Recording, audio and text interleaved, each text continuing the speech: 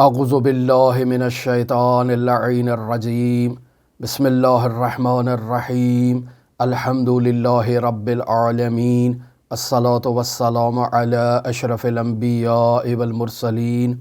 وعلی آلہ الطیبین الطاہرین المعصومین الذین اذہب اللہ عنہم الرجس وطہرہم تطہیرا اللہم صل علی محمد وآل محمد اللہم اخرجنا من الظلمات الوہم واکرمنا بنور الفہم اللہم افتح علینا ابواب رحمتک وانشر علینا خزائن علومک برحمتک یا ارحم الراحمین۔ عزیزان محترم، عرفان اسلامی کی تلاش کے عنوان پر ہماری گفتگو جاری ہے اور تیسری فصل کو اس کتاب سے ہم آپ کی خدمت میں بیان کر رہے ہیں۔ بیان ہوا حقیقی عرفان اسلامی اور حقیقی تصوف اسلامی کو اگر پہچاننا ہے تو ہمیں اس کی حقیقی خصوصیات کو پہلے درک کرنا ہوگا۔ اور کل کی گفتگو میں ہم نے بطور خلاصہ اجمالاً بیان کیا کہ حقیقی عرفان اسلامی یا حقیقی تصوف جو اسلامی تعلیمات کے مطابق ہو، جو درست ہو، جو شرعی ہو، جس پہ اتفاق کیا جا سکے کہ اس عرفان میں اور اس تصوف میں کسی قسم کی کوئی مشکل نہیں پائی جاتی ہے، تو تین خصوصیات کا ہونا ان میں ضروری ہے۔ پہلا نقطہ یہ بیان ہوا کہ اس عرفان اور اس تصوف کا جامع ہونا ضروری ہے۔ دوسرا نقطہ یہ بیان کیا کہ اس عرفان اور تصوف کا فطری ہونا ضروری ہے۔ اور تیسری خصوصیت یہ بیان کی کہ اس عرفان اور اس تصوف کا شریعت کے مطابق ہونا ضروری ہے۔ لہٰذا اس فارمولے کو عزیزان محترم ذہن نشین کر لیں۔ ہر وہ عرفان جو جامع نہیں ہے، ناقص ہے، وہ قابل قبول نہیں ہے، چاہے وہ عرفان ہو چاہے وہ تصوف ہو۔ ہر وہ عرفان اور تصوف جو فطری اصولوں کے مطابق نہیں ہے اور انسان کے فطری رجحانات کو ختم کرنے کے لیے تغودو کرتا ہے، ایسا عرفان اور ایسا تصوف بھی مذموم ہے۔ اور ہر وہ عرفان اور تصوف جو شریعت مقدسہ مطہرہ اسلامیہ کے خلاف ہو، اپوزٹ ہو، یا کسی بھی مرحلے میں آ کر شریعت مقدسہ مطہرہ اسلامیہ کو نظر انداز کر دے، ایسا عرفان اور ایسا تصوف مذموم ہے اور اس کی مذمت ہونی چاہیے۔ بس معلوم ہوا ہم جس عرفان کو بیان کرنا چاہ رہے ہیں،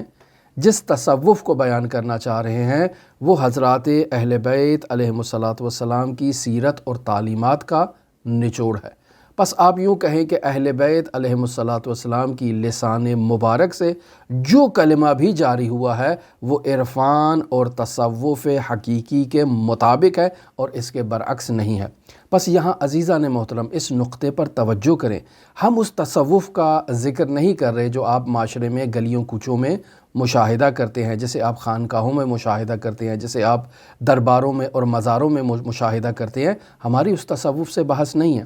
ہماری اس عرفان سے بحث بھی نہیں ہے۔ ہم جس عرفان کا تذکرہ کر رہے ہیں وہ حضرات اہل بیت علیہم الصلاۃ والسلام کی سیرت و تعلیمات کے مطابق ہے، یعنی ان کے قول کے مطابق ہے، ان کے فعل کے مطابق ہے، ان کی تقریر کے مطابق ہے۔ اگر کوئی عرفان اور کوئی تصوف اہل بیت علیہم الصلاۃ والسلام کے قول، فعل اور تقریر کے متضاد آ کر کھڑا ہو جاتا ہے تو ایسا عرفان اور ایسا تصوف جو ہے وہ مذموم ہے اور اس کی ہم مذمت کرتے ہیں، اور ایسے عرفان اور ایسے تصوف کا ہرگز نہ تو پرچار کرتے ہیں اور نہ ہی کسی کو اس کی ترغیب دلاتے ہیں۔ لہٰذا کل کی گفتگو میں بیان ہوا کہ آیت اللہ مصباح بیان فرما رہے ہیں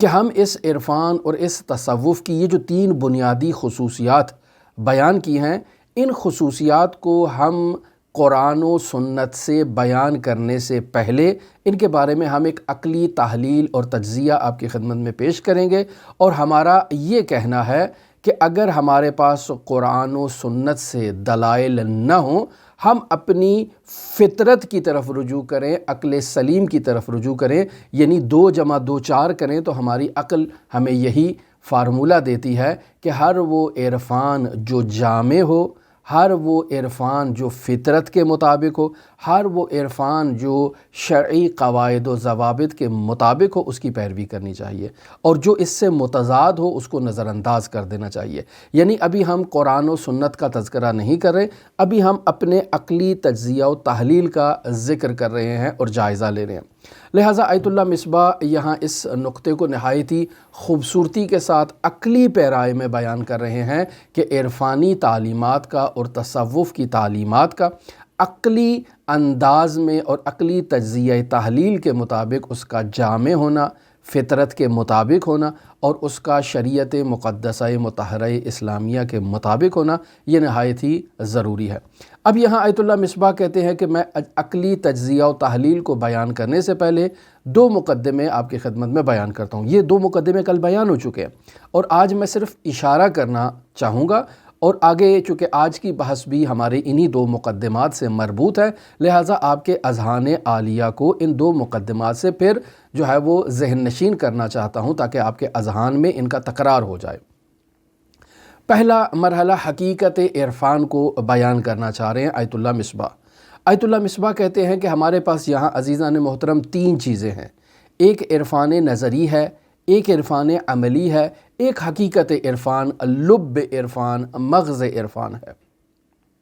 حقیقت عرفان کے بارے میں آیت اللہ مصباح فرما رہے ہیں کہ انسان کا اپنے وجود کی گہرائیوں میں خداوند متعال کو پہچاننا،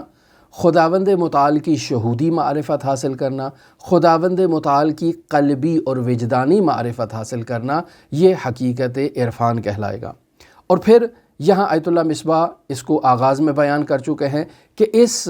وجدانی اور شہودی معرفت تک پہنچنے کے لیے انسان جس دستور العمل پر اور جس وظیفے پر اور جس ذکر پر عمل کرتا ہے اور جس کے نتیجے میں انسان اس قلبی معرفت تک پہنچتا ہے، اس وظیفے اور اس دستور العمل کا نام فرما رہے ہیں عرفان عملی ہے۔ لہٰذا جب ایک عارف اس شہودی معرفت کے مقام پر پہنچ جاتا ہے اور اس معرفت کو کسی دوسرے شخص تک منتقل کرنا چاہتا ہے، تو یہاں عارف الفاظ اور کلمات کا سہارا لے گا اور ان الفاظ و کلمات کے ذریعے سے اپنے قلبی مشاہدات کو دوسرے شخص تک منتقل کرے گا۔ یہ جو وہ اپنے مشاہدات منتقل کر رہا ہے اسے عرفان نظری کہا جائے گا۔ لہٰذا یہاں ہمارے سامنے عرفان نظری بھی واضح ہو گیا، عرفان عملی بھی واضح ہو گیا، اور لب عرفان، حقیقت عرفان کہ انسان کا خداوند متعال کی شہودی اور قلبی معرفت حاصل کرنا اور اس مقام تک پہنچنا حقیقت عرفان ہے۔ پھر دوسرے مقدمے میں کل یوں بیان ہوا کہ خداوند متعال نے قرآن مجید میں فرما دیا کہ وما خلقت الجن والانس الا لیعبدون، سورہ زاریات آیت نمبر 56 ہے کہ میں نے جن اور انس کو خلق نہیں کیا اس لیے کہ وہ صرف میری کیا کریں؟ عبادت کریں۔ اب یہاں بیان ہوا کہ ایک عارف کا جو انتہائی مقصد ہے وہ مقام عبودیت تک پہنچنا ہے، اور اس مقام عبودیت تک پہنچنے کے لیے اس کے پاس معرفت کا ہونا ضروری ہے، اور بغیر معرفت کے ایک عارف ہرگز عبادت نہیں کر سکتا۔ لہٰذا پہلے معرفت ہوگی، وہ اللہ کو پہچانتا ہوگا تو پھر جو ہے وہ اللہ کی عبادت کر سکے گا۔ اور بیان ہوا کہ یہ معرفت بھی دو طرح کی ہے، یہ معرفت حصولی ہے، یہ معرفت حضوری ہے۔ عرفان کا مقصد جو ہے وہ معرفت حضوری تک پہنچنا ہے، لیکن اس معرفت حضوری تک پہنچنے کے لیے یہ معرفت حصولی جو ہے وہ 2+2=4 کے طور پر ایک مقدمے کا کردار ادا کرتی ہے۔ لہٰذا بیان ہوا کہ عرفانی تعلیمات میں جو کلمات حضرات اہل بیت علیہم الصلاۃ کی لسان مبارک میں ایک عارف کے اس انتہائی مقام کو بیان کرتے ہیں کہ انسان وما خلقت الجن والانس الا لیعبدون، یعنی وہ لیعبدون کے مقام پر جب ایک انسان پہنچ جاتا ہے تو اسے کیا کہتے ہیں؟ اسے عابد کہتے ہیں، اسے مقرب کہتے ہیں، اسے واصل کہتے ہیں۔ لہٰذا روایات میں اگر عبد کا کلمہ استعمال ہوا ہو، اگر روایات میں تقرب کا کلمہ استعمال ہوا ہو، اگر روایات میں وصل، وصال یا واصل جیسے کلمات استعمال ہوئے ہوں تو در واقع وہ اسی عرفان کے لب مطلب کو بیان کرنا چاہتے ہیں کہ ایک عارف کا اپنے وجود کی گہرائی سے خداوند متعال کو حضوراً درک کرنا، اس کو درک کرنا، اس کی صفات کو درک کرنا، اس کے افعال کو درک کرنا اور اس منتہائے لب کے مقام تک پہنچنا۔ یہ دوسرا مقدمہ۔ اور تیسرے مقدمے میں کل بھی اس بات پر تفصیلی گفتگو ہو چکی کہ جب بھی کوئی صانع کسی مصنوع کو خلق کرتا ہے یا جب بھی کوئی شخص کسی پروڈکٹ کو ایجاد کرتا ہے تو وہ اس پروڈکٹ کو ایجاد کرنے میں جن آلات کا، جن وسائل کا، جن ابزار کا استعمال کرتا ہے وہ تمام کے تمام اس کی حکمت پر مشتمل ہوتے ہیں۔ ان میں سے کوئی چیز بھی وہ لغو اور بیہودہ اس شے کی ایجاد میں اور اختراع میں استعمال نہیں کرتا ہے۔ تو خداوند متعال تو حکیم ہے، اور خداوند متعال نے انسان کو خلق کرنے کے بعد خود کے لیے احسن الخالقین کا جو ہے وہ خطاب استعمال کیا ہے۔ تو کیسے ممکن ہے کہ خداوند متعال اس انسان میں کوئی ایسی خصوصیت قرار دے دے یا کسی ایسے رجحان کو رکھ دے یا کسی ایسے پرزے کو اس انسان کے وجود میں رکھ دے جو بالکل بیہودہ ہو، بالکل لغو ہو، بالکل فضول ہو، جس کی انسان کو ضرورت نہ ہو۔ لہٰذا انسان کی باڈی میں جتنے پرزے خداوند متعال نے بنا دیے ہیں، جتنے رجحانات انسان کے وجود میں خداوند متعال نے رکھ دیے ہیں، ان تمام رجحانات کو اور ان تمام اعضاء کو استعمال کرنا ہی حقیقی عرفان میں جامعیت کے مقام تک پہنچنا یہ نہایتی ضروری ہے۔ اگر ایک عارف کہتا ہے کہ میرا ایک پرزہ جسم کا جو ہے وہ فضول ہے، خداوند متعال نے فضول اس کو میرے وجود میں رکھ دیا ہے، اسے اگر میں اپنے وجود سے ختم کر دوں گا تو کمال کے مرتبے پر فائز ہو سکتا ہوں، یا اگر اس وجود کو نظر انداز کر دوں، اس حصے کو نظر انداز کر دوں یا اس رجحان کو نظر انداز کر دوں تو میں کمال کے مرتبے پر فائز ہو سکتا ہوں۔ تو اس کا مطلب یہ ہے کہ یہ عارف جامع نہیں ہے، اس نے اپنے وجود سے کچھ رجحانات کو مائنس کر دیا ہے، اپنے وجود سے کچھ اعضاء کو، کچھ جو آلات ہیں ان کو مائنس کر دیا ہے، انہیں نظر انداز کر دیا ہے، انہیں حکمت الہیہ سے متضاد قرار دیا ہے، اپنے کمال مقصد جو اللہ تبارک و تعالیٰ نے انسان کی تخلیق کا جو مقصد بیان کیا ہے الا لیعبدون، اس عبادت کی راہ میں اس پرزے کو یا اس رجحان کو وہ متضاد سمجھتا ہے، لہٰذا اس نے اس کو نظر انداز کر دیا۔ پس یہ عارف جامع نہیں ہے۔ لہٰذا پہلی خصوصیت یہ بیان ہوئی کہ خداوند متعال چونکہ حکیم ہے، اس نے انسان کے وجود میں جو آلات رکھے ہیں وہ سب کام کے ہیں، اور اسی مقصد تک پہنچنے کے لیے اور ہدف تک پہنچنے کے لیے خداوند متعال نے انہیں انسان کے وجود میں رکھا ہے۔ اور اسی طرح جو رجحانات خداوند متعال نے، ظاہر ہے یہ اوزار خدا نے انسان کو دیے ہیں تو ان سے متعلق رجحانات بھی انسان کو خداوند متعال نے عطا کیے ہیں، لہٰذا ان رجحانات کو بھی بروئے کار لانا یہ بھی جو ہے وہ ایک جامع عرفان کی جو ہے وہ علامت ہے۔ دوسری خصوصیت جسے آیت اللہ مصباح بیان فرما رہے ہیں وہ یہ ہے کہ عرفانی تعلیمات کا اور تصوف کی تعلیمات کا فطری اصولوں کے مطابق ہونا یہ نہایت ہی ضروری ہے، فطری تقاضوں کے مطابق ہونا یہ نہایت ضروری ہے۔ اگر عرفانی تعلیمات یا تصوف کی تعلیمات جو ہے وہ فطری تقاضوں کے خلاف ہوں تو ایسی تعلیمات کی کوئی ضرورت نہیں ہے، اور یہ تعلیمات لغو ہیں، بیہودہ ہیں، باطل ہیں، اور انسان کو اس کے مقصد نہائی یعنی خداوند متعال کے تقرب تک نہیں پہنچا سکتی ہیں، ابدیت کے کمال مرتبے تک انسان کو نہیں پہنچا سکتی ہیں۔ لہٰذا جو مقدمات ہم نے آغاز ہی میں آپ کی خدمت میں بیان کیے، ان مقدمات کی روشنی میں ہم یہ پہلی خصوصیت بیان کرتے ہیں کہ ایک عرفان کا جہاں جامع ہونا ضروری ہے،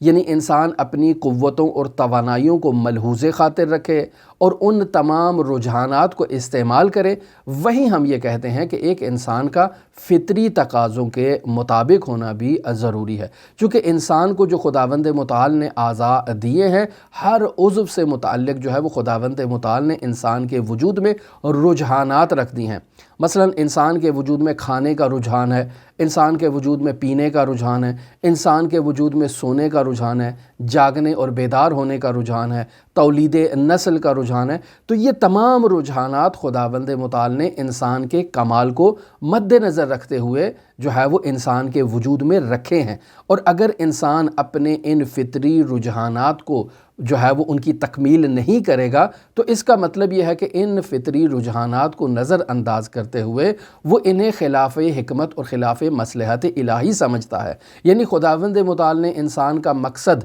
جو ہے وہ ابدیت کے کمال مرتبے تک پہنچنا اس کا مقصد رکھا ہے، لیکن اسے ایسے رجحانات اور ایسے اعضاء دے دیے ہیں کہ جو اس کے اس کمال مقصد تک پہنچنے کی راہ میں رکاوٹ ہے، تو در واقع وہ بیہودہ ہیں، وہ لغو ہے، وہ عبث ہے۔ تو ایسا تو ہرگز نہیں ہے۔ پس یوں کہا جائے کہ انسان میں موجود تمام رجحانات اس کے کمال تک پہنچنے میں، اس کی خلقت کے مقصد کی راہ میں جو ہے وہ رکاوٹ نہیں ہے، بلکہ معاون ہیں، ممد ہیں اور مددگار ہیں۔ لہٰذا کوئی بھی شخص اگر کمال کے مرتبے تک فائز ہونا چاہتا ہے تو اسے اپنے جسم کے تمام اعضاء کا استعمال کرتے ہوئے کمال تک پہنچنا ہے، اپنے وجود میں تمام رجحانات کو مد نظر رکھتے ہوئے اس نے کمال تک پہنچنا ہے۔ اگر وہ کسی عضو کو نظر انداز کرے گا یا کسی رجحان کو نظر انداز کرے گا تو ایسا عارف نہ تو جامع ہے اور نہ ہی فطری تقاضوں اور فطری اصولوں کے مطابق عمل کر رہا ہے۔ لہٰذا ایسا عرفان لغو ہے، ایسا عرفان بیہودہ ہے، ایسا عرفان اسے اس کے مقصد تک نہیں پہنچنے دے گا، چونکہ ایسا عارف اور ایسا صوفی در واقع یہ کہنا چاہ رہا ہے کہ خداوند متعال نے جو مجھے اعضاء دیے ہیں، جو مجھے رجحانات دیے ہیں، وہ حکمت الہیہ کے خلاف ہیں۔ جو خدا نے میرا مقصد خلقت بیان کر دیا ہے، وہ اعضاء اور وہ رجحانات اس مقصد خلقت سے مناسبت اور مطابقت نہیں رکھتے ہیں، اس سے تضاد میں ہیں، لہٰذا میں انہیں نظر انداز کرتا ہوں۔ لہٰذا اگر کوئی عرفانی مکتب، کوئی صوفی مکتب ایسی تعلیمات کو بیان کرتا ہے جو جامعیت نہیں رکھتے ہیں، جو فطری تقاضوں کی مطابقت نہیں کرتے ہیں، تو ایسا عرفانی مکتب اور ایسا تصوف کا مکتب جو ہے وہ ناقص ہے، اور خود فطرت کی مخالفت کرنا یا جامعیت کی مخالفت کرنا اس کے نقص کی علامت ہے۔ پس اگر انسان یہ سوچ رکھتا ہے کہ انسان نے اپنے نفس ناطقہ، اپنی روح کا کمال حاصل کرنا ہے، لیکن انسان کے وجود میں جو اس کا جسم ہے وہ جسم مادی ہے، اور انسان کے وجود میں جو غرائز ہے وہ اس جسم مادی سے مطابقت رکھنے والی غرائز ہیں، اور اگر انسان اس جسم مادی کی ان غرائز اور رجحانات کو پایۂ تکمیل تک پہنچائے گا تو در واقع اس کی روحانیت جو ہے وہ متاثر ہوگی، اس کی روحانیت جو ہے وہ کمال تک نہیں پہنچے گی۔ اگر ایک انسان اس طرز تفکر سے خدا تک پہنچنے کی راہ میں قدم بڑھاتا ہے اور اپنے ان رجحانات کو اور اپنے ان اعضاء کو خدا تک پہنچنے اور معنویت کے اس سفر میں وہ رکاوٹ تصور کرتا ہے اور انہیں نظر انداز کرتا ہے، تو ایسا عرفان در واقع کامل نہیں ہے، ایسا تصوف در واقع کامل نہیں ہے۔ میں یہاں ایک مثال دیتا چلوں، مثلا اگر کوئی صوفی کہتا ہے یا کوئی عارف کہتا ہے کہ انسان کی زبان اسے جو ہے وہ اسفل السافلین تک لے جا سکتی ہے، گمراہیوں کے جو پست ترین ٹھکانے ہیں وہاں تک انسان کو پہنچا سکتی ہے، لہٰذا انسان کو اپنی زبان کو کنٹرول کرنا چاہیے۔ اب میں اپنی زبان کو کنٹرول نہیں رکھ سکتا تو پھر مجھے کیا کرنا چاہیے؟ مجھے اپنی زبان بندی کرنی چاہیے۔ اب اپنی زبان بندی بھی نہیں کر سکتا ہوں، بول پڑتا ہوں کہیں نہ کہیں آ کر، تو اب کیا کروں؟ اب یہ ہے کہ میں سوئی دھاگا اٹھاؤں اور اپنے ہونٹوں کو سی لوں۔ جب میرے ہونٹ سل جائیں گے تو میں اپنی زبان کا استعمال نہیں کر سکتا۔ لہٰذا اگر کوئی عارف یا کوئی صوفی ایسی تعلیمات دیتا ہے کہ انسان نے معنوی سفر کرنا ہے اور اس معنوی سفر کی راہ میں اس کی زبان ایک رکاوٹ ایجاد کرتی ہے، جس سے وہ کھاتا پیتا ہے، جس سے وہ تکلم کرتا ہے، کھانا پینا بھی اس کی مادیت میں اضافے کا باعث بنے گا، تکلم بھی اس کی معنوی سفر کی راہ میں رکاوٹ ہے، لہٰذا وہ منہ کو، اپنے ہونٹوں کو سی لیتا ہے تاکہ اس کے اندر سے نہ تو پانی جائے، نہ خوراک جائے اور نہ ہی کوئی کلمہ باہر نکلے۔ لہٰذا اس انداز میں وہ اپنے اس مادی عضو کا استعمال نہیں کرے گا، اسے نظر انداز کر دے گا اور تکامل کی راہ پر قدم بڑھائے گا۔ اگر ایسا عرفان ہے، اگر ایسا تصوف ہے تو یہ عرفان بھی باطل ہے، یہ تصوف بھی باطل ہے۔ اگر ایک عارف کہتا ہے کہ خداوند متعال نے مجھے جو شرمگاہ دی ہے، مجھے جو مخصوص اعضاء دیے ہیں، چاہے وہ مردوں سے متعلق ہوں، چاہے وہ عورتوں سے متعلق ہوں،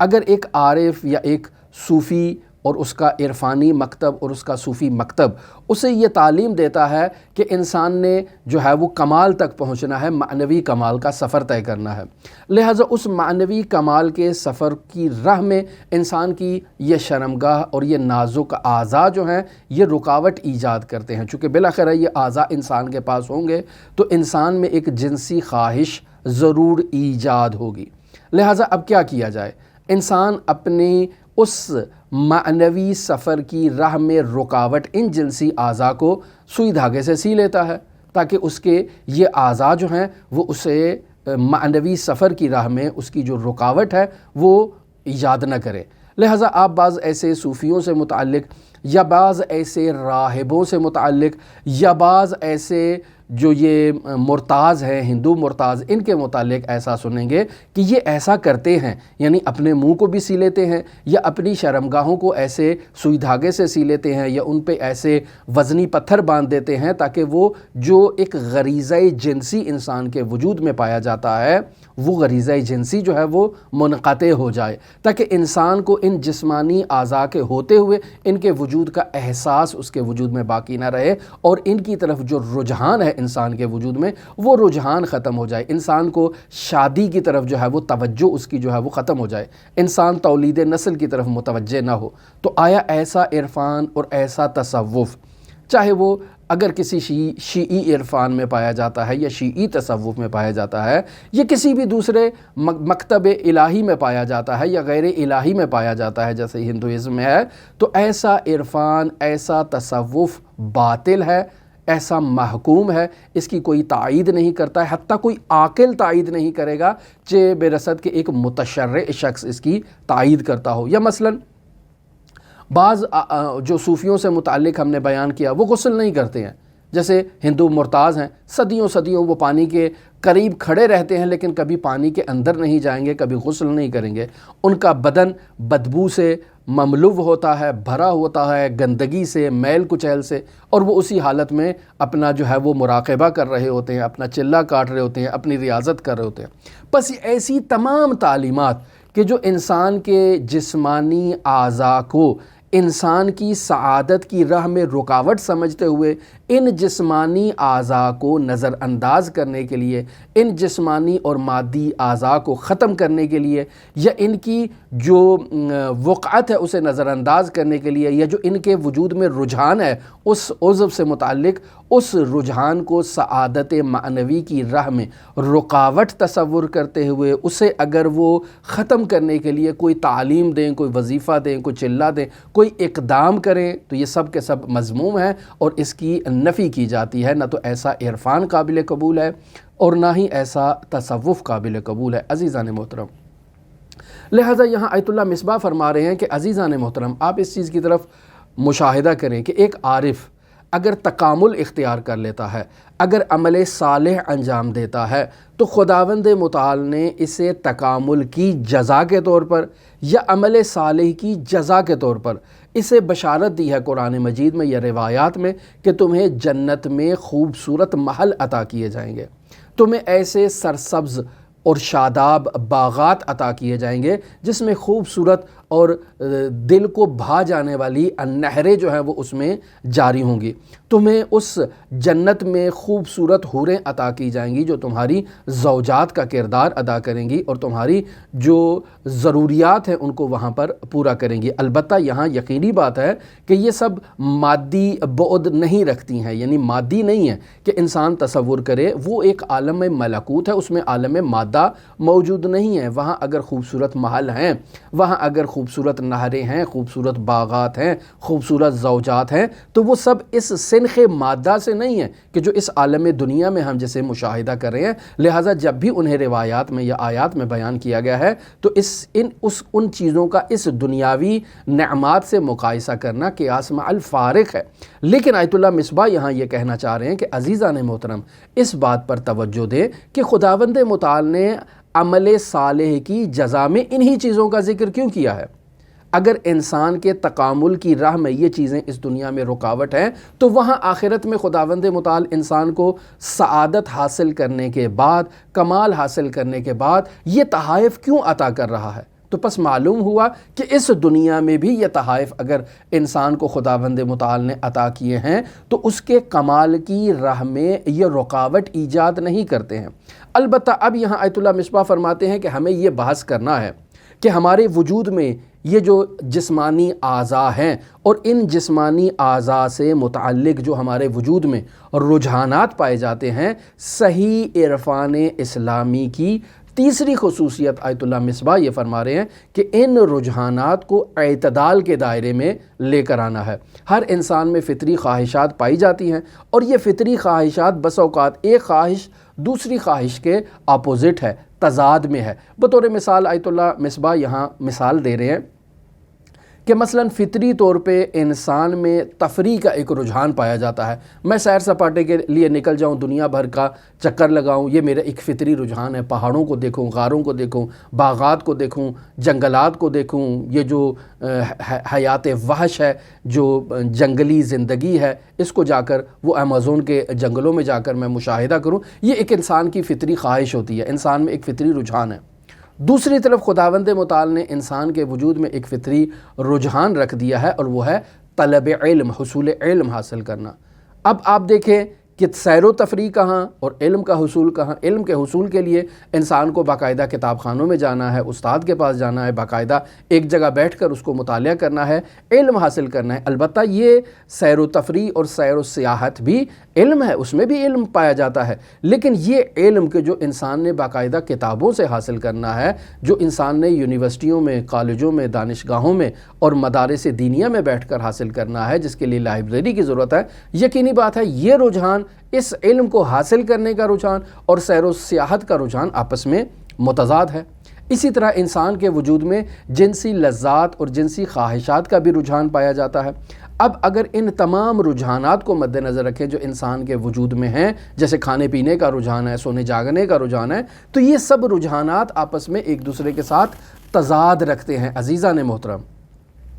لہٰذا آیت اللہ مصباح یہاں کہہ رہے ہیں کہ انہیں حد اعتدال میں لانے کے لیے انسان کے لیے یہ ضروری ہے کہ وہ ان کے لیے پلاننگ کرے، ایسے قوانین مرتب کرے کہ جو انسان کے وجود میں ان تمام رجحانات کو تسکین بھی بخشے اور ان قوانین کے تحت یہ تمام رجحانات انسان کے وجود میں اعتدال میں آ جائیں۔ پس ہر رجحان سے متعلق ایک حد کا ہونا ضروری ہے کہ جس حد تک انسان اس رجحان پر عمل کرے، اس رجحان کو جو ہے وہ پایہ تکمیل تک پہنچاتے ہوئے اپنی خلقت کے اس مقصد تک کہ وَمَا خَلَقْتُ الْجِنَّ وَالْإِنسَ إِلَّا لِيَعْبُدُونَ تک انسان پہنچ سکے۔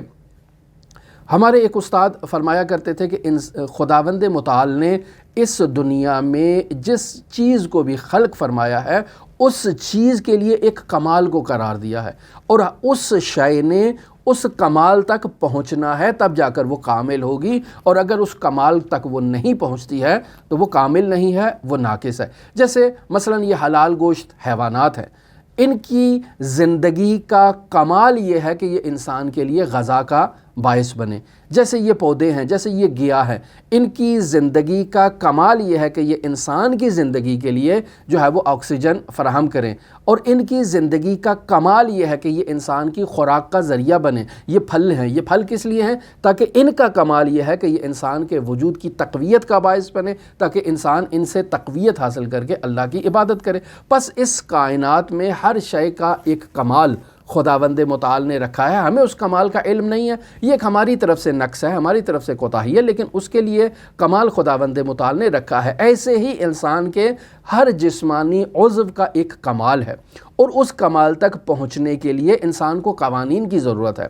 اب سوال یہ پیدا ہوتا ہے کہ انسان کے وجود میں جو تمام جسمانی اعضاء ہیں، وہ تمام جسمانی اعضاء انسان کے اس ہدف نہائی الا لیعبدون تک پہنچنے کے لیے معاون اور ممد اور مددگار ہے۔ انسان اپنے جسمانی اعضاء میں کسی جسمانی عضو کو نظر انداز نہیں کر سکتا، پس تمام جسمانی اعضاء کو جمع کر کے انسان نے اپنے مقصد نہائی تک پہنچنا ہے، یہ ایک مطلب۔ پھر ہر جسمانی عضو سے متعلق انسان کے وجود میں ایک فطری رجحان ہے، اور یہ فطری رجحانات آپس میں ایک دوسرے سے تضاد بھی ہیں۔ یہاں جو ہے وہ ان تمام رجحانات کو حد اعتدال میں لانا یہ ضروری ہے۔ اب یہاں سوال یہ پیدا ہوتا ہے کہ انسان نے اپنے ان رجحانات کو اگر اعتدال میں لانا ہے تو مرجع کون ہے، یعنی کس مرجع کی طرف رجوع کریں کہ اس کی طرف رجوع کرتے ہوئے انسان ان رجحانات کو اعتدال پر لے کر آئے، یا کس معیار کو مد نظر رکھتے ہوئے انسان اپنے ان رجحانات کو اعتدال پر لے کر آئے۔ یہ سوال ہے۔ اس سوال کے جواب میں آیت اللہ مصباح فرماتے ہیں کہ سب سے پہلے جو حد اعتدال میں لانے کے لیے ان رجحانات کو جو سب سے پہلا معیار ہے وہ خود فطرت ہے، یعنی انسان اپنی فطرت کی طرف رجوع کرے اور فطری تقاضوں کے مطابق ان رجحانات کا مطالعہ کرے۔ مثلا اگر انسان اپنی جنسی خواہشات کو دیکھتا ہے تو سن بلوغ سے پہلے یہ جنسی خواہشات بطور معمول بچوں میں نہیں پائی جاتی ہیں۔ البتہ آج کل کا زمانہ فرق کر چکا ہے اور اس کی بنیادی وجہ یہی جو جدید قسم کی ٹیکنالوجی ہے، یہ جو جدید قسم کے آلات و ابزار ایجاد ہو چکے ہیں، یہ جو انٹرنیٹ ایجاد ہو چکا ہے، اس نے اس اعتدال کو جو ہے وہ اس کے نظم و نسق میں تبدیلی ایجاد کر دی ہے۔ پہلے اگر بچہ 15 سال میں بالغ ہوتا تھا تو آج وہ بچہ ممکن ہے 6 سال میں یا 8 سال میں ہی بالغ ہو جائے۔ احتمال پایا جاتا ہے کہ وہ ایسی چیزوں کو مشاہدہ کرے کہ اس کے جسمانی رجحانات جو ہیں وہ تقویت حاصل کر لیں اور وہ جلدی اس مرحلے تک پہنچ جائے، ان چیزوں کو درک کرنا شروع کر دے کہ جو اسے 15 سال کے بعد جنہیں درک کرنا تھا یا 20 سال کے بعد جنہیں اس نے درک کرنا تھا۔ تو پس معلوم یہ ہوتا ہے کہ انسان کے جسم میں رجحانات موجود ہیں، اور ان رجحانات کو اگر مطالعہ کیا جائے تو بچوں میں سن بلوغ سے پہلے جنسی رجحانات نہیں پائے جاتے ہیں۔ سن بلوغ کے بعد یہ رجحانات ایک بچے میں ایجاد ہوتے ہیں، یعنی ظاہر ہوتے ہیں، آہستہ آہستہ وہ ان کی طرف متوجہ ہوتا ہے۔ پھر اسے اگر تعلیم دی جائے، اسے اگر سکھایا جائے اور اس کی تربیت کی جائے، اسے بتایا جائے کہ ان رجحانات کو کیسے کنٹرول کرنا ہے، تو یہ والدین کا وظیفہ ہے۔ اور جب یہ بچہ جوان ہوتا ہے، بڑھاپے کی طرف جاتا ہے اور فرتوت ہونا شروع ہو جاتا ہے، تب بھی یہ رجحانات انسان کے وجود سے ختم ہو جاتے ہیں، چاہے وہ مرد ہے چاہے وہ عورت ہے۔ اگر اس میں وہ جسمانی صلاحیتیں ختم ہو جائیں گی تو پھر ان جسمانی اعضاء سے لذت کا وہ احساس اس کے وجود میں نہیں رہے گا۔ اور تیسرا مرحلہ وہ آتا ہے کہ اگر انسان ان جسمانی اعضاء سے جوانی کی حالت میں جب انسان ان سے استفادہ کر سکتا ہے، تو جب انسان کی جو لذت جنسی ہے اس کو جب تسکین مل جائے تو انسان ٹھنڈا ہو جاتا ہے، اب اس کو وہ جنسی تسکین نہیں ہے۔ بس معلوم ہوا کہ یہ جو جسمانی اعضاء کی جو لذت ہے، یہ تمام زندگی انسان کی یکنواخت نہیں ہے، ایک جیسی نہیں ہے۔ ایک وقت ایسا ہے کہ یہ نہیں پائی جاتی ہے، پھر ایک وقت ایسا آتا ہے عمر ڈھلنے کے بعد کہ یہ ختم ہو جاتی ہے، اور وسط میں جب اس کو ابھار ہوتا ہے، جب اس کا جو ہے وہ طغیان ہوتا ہے، تو انسان اس کو اگر اس طغیان کے مطابق حلال طریقے سے اس جنسی خواہش کو اگر تسکین پہنچاتا ہے تو اس کے بعد یہ جنسی خواہش انسان میں ختم ہو جاتی ہے۔ پھر دوبارہ انسان کو اس جنسی خواہش کے ابھرنے میں کچھ ٹائم لگے گا بالفرض ہے۔ تو ایسے میں آیت اللہ مصباح فرما رہے ہیں کہ ہم دیکھتے ہیں کہ یہ تمام جنسی خواہشات انسان کی زندگی میں ایک اندازے میں نہیں ہیں، بس معلوم ہوا کہ ان میں بھی اتار چڑھاؤ موجود ہے۔ تو انسان اسی فطری قانون کو مد نظر رکھتے ہوئے ان کو اعتدال پر لانے کی کوشش کر سکتا ہے۔ لیکن پھر آیت اللہ مصباح فرماتے ہیں کہ صرف فطرت پر بھروسہ نہیں کیا جا سکتا، یعنی فطری رجحانات پر انسان بھروسہ کرے اور کہے کہ صرف یہی میرے فطری رجحانات ہیں اور یہی جو ہیں وہ مجھے اعتدال بخشیں گے، تو نہیں۔ یہ بس اوقات اس قدر انسان میں اس کے یہ فطری رجحانات جو ہیں وہ شدید ہو جاتے ہیں، اس قدر غلیظ ہو جاتے ہیں، اور انسان کی یہ فطری خواہشات اس کی باقی تمام رجحانات کو نظر جو ہے وہ متاثر کر دیتی ہیں، اور بس اوقات آپ مشاہدہ کریں گے کہ وہ اپنے انہی رجحانات میں اپنی زندگی کو بسر کر دیتا ہے۔ آپ ایسے افراد دیکھیں گے کہ جن کا تمام ہم و غم جو ہے وہ کھانا پینا اور پوشاک حاصل کرنا یہی ہوگا، وہ معنویت کو نظر انداز کر دیں گے۔ صبح 7 بجے سے گھر سے نکلیں گے، محنت مزدوری کریں گے، رات کو 8 بجے 10 بجے واپس آئیں گے تاکہ اپنی خوراک کا انتظام کر سکیں، تاکہ اپنے لباس کا انتظام کر سکیں، تاکہ بجلی گیس پانی کے بلوں کا وہ انتظام کر سکیں اور اپنی روزمرہ زندگی کی سہولیات کا انتظام کر سکیں۔ پس وہ اپنے اس کے یہ فطری رجحانات اس قدر اس کے وجود میں غلیظ ہو چکے ہیں، شدت اختیار کر چکے ہیں کہ وہ اپنے اصلی اصلی مقصد کو جو ہے وہ بھول چکا ہے، یا بعض افراد اس قدر شہوت پرست ہوں گے کہ ان کا تمام ہم و غم، تمام زندگی کا ہدف ہی شہوت کی تسکین حاصل کرنا ہے، وہ ہر وقت جو ہے وہ اسی بارے میں سوچتے رہیں گے۔ پس معلوم ہوا، آیت اللہ مصباح کہتے ہیں کہ ہم نے تجربے سے اس بات کو محسوس کیا ہے کہ فطرت اور عقل صرف یہی جو ہے وہ انسان کے رجحانات کو کنٹرول کرنے میں یا انہیں حد اعتدال میں لانے کے لیے کفایت نہیں کرتے ہیں، لہٰذا یہاں پر شریعت کی بحث کی جائے گی۔ اور آیت اللہ مصباح فرما رہے ہیں کہ صحیح عرفان اسلامی کی تیسری خصوصیت یہاں ہمارے سامنے واضح ہوتی ہے، اور وہ ہے شریعت کے اصولوں کے مطابق ہونا۔ یعنی معلوم یہاں سے یہ ہوتا ہے کہ انسان میں یہ جو رجحانات موجود ہیں، ان رجحانات کو استعمال کرتے ہوئے انسان نے ہدایت حاصل کرنی ہے، کمال حاصل کرنا ہے، اور ان رجحانات کو اعتدال پر لانا ہے، تو اس کے لیے شریعت کا ہونا ضروری ہے، تاکہ انسان میں موجود یہ تمام رجحانات شریعت کے مطابق ہوں اور انسان کمال تک بھی پہنچ سکے اور اپنا معنوی سفر بھی جاری رکھ سکے۔ اب سوال یہ پیدا ہوتا ہے کہ شریعت کہاں سے آئے؟ تو یہی اس جواب میں آیت اللہ مصباح فرماتے ہیں کہ یہ قانون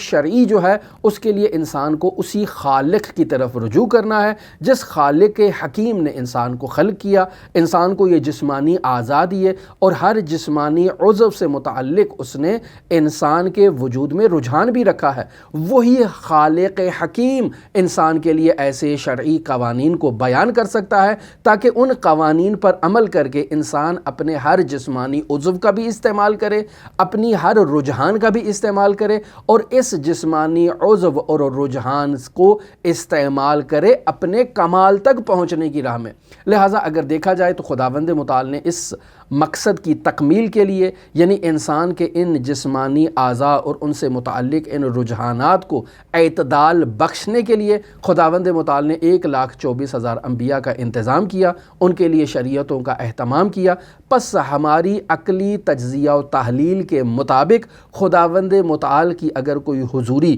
شہودی اور قلبی معرفت حاصل کرنا چاہتا ہے تو اسے دین کی طرف آنا ہوگا، اسے شریعت کے مطابق عمل کرنا ہوگا، دین پر عمل کر کے، شریعت پر عمل کر کے ہی وہ خداوند متعال کی حضوری اور شہودی معرفت حاصل کر سکتا ہے۔ پس ایسا ہرگز معقول نہیں ہے کہ اگر کوئی شخص آ کر یہ دعویٰ کرے کہ عرفان ہے ہمارے پاس، اور وہ عرفان انسان کو کمال تک بھی پہنچاتا ہے، لیکن اس کمال تک پہنچنے کے لیے انسان کو شرعی قوانین کو نظر انداز کرنا ہوگا۔ یا ایسا کوئی صوفی آتا ہے اور وہ کہتا ہے کہ میں آپ کو کمال کا سفر طے کرواتا ہوں، لیکن اس کمال تک پہنچنے کے لیے آپ کو اپنے فطری تقاضوں کو نظر انداز کرنا ہوگا، آپ کو اپنے جسمانی اعضاء کو نظر انداز کرنا ہوگا، آپ کو شریعت مقدسہ مطہرہ اسلامیہ کو پیروں تلے روندنا ہوگا، اب جا کر آپ کمال پر پہنچ سکتے ہیں۔ اگر کوئی ایسا عرفان انسان کو ایسی تعلیمات دے رہا ہے، کوئی ایسا تصوف انسان کو ایسی تعلیمات دے رہا ہے، تو نہ وہ عرفان جامع ہے، نہ وہ تصوف جامع ہے،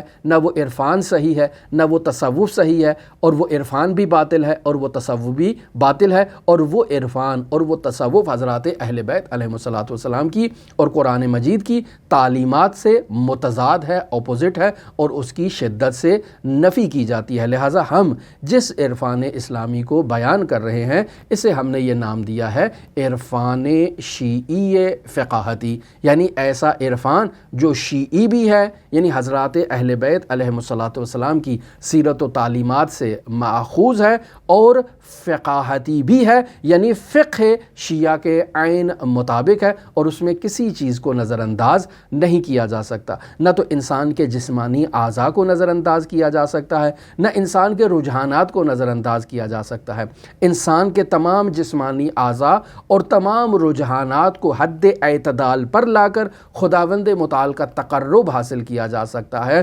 خداوند متعال سے وصال حاصل کیا جا سکتا ہے، اور ابدیت کے اس کمال مرتبے تک پہنچا جا سکتا ہے۔ لہٰذا اس عرفان اسلامی کو بیان کر رہے ہیں، اور یہ 3 خصوصیات آیت اللہ مصباح نے عقلی تجزیہ و تحلیل سے بیان کی ہے۔ ہماری آئندہ گفتگو میں انہی 3 خصوصیات کو قرآن و سنت کی روشنی میں آیت اللہ مصباح بیان کر رہے ہیں۔ لہٰذا ہماری دعا ہے کہ خداوند متعال ہمیں صحیح عرفان اور صحیح تصوف کو سمجھنے کی توفیق عطا فرمائے۔ یہ جتنے لوگ بھی آپ دیکھ رہے ہیں کہ عرفان کی مخالفت کرتے ہیں یا تصوف کی مخالفت کرتے ہیں، وہ درواقع اس عرفان جسے ہم بیان کر رہے ہیں یا اس تصوف جسے ہم بیان کر رہے ہیں اس کی مخالفت نہیں کریں گے، وہ ایک اور عرفان کی اور تصوف کی مخالفت کر رہے ہیں جسے ہم بیان نہیں کر رہے، اور نہ ہی ہمارا اس سے کوئی تعلق ہے اور نہ ہی ہم اس کے بارے میں کبھی گفتگو کرتے ہیں۔ ہماری دعا ہے کہ خداوند متعال